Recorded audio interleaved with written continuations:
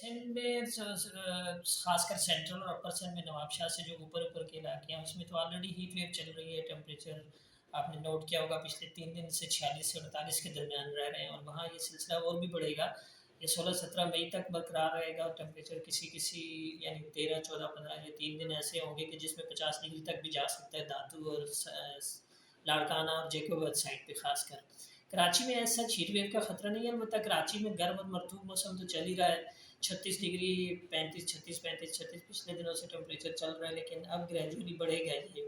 यानी कल 37 तक जा सकता है और परसों 38 या 39 तक जा सकता है और फिर 13, 14 और हो सकता है 15 को भी। ये 3 दिन ऐसे होंगे कि जिसमें हो सकता है 40 तक टेम्परेचर चला जाए, लेकिन उसको हम हीट वेव का नाम नहीं दे सकते, इसलिए कि 2 दिन या ज़्यादा मैक्सिमम 3 दिन 40 की फिगर इस तरह छू सकता है।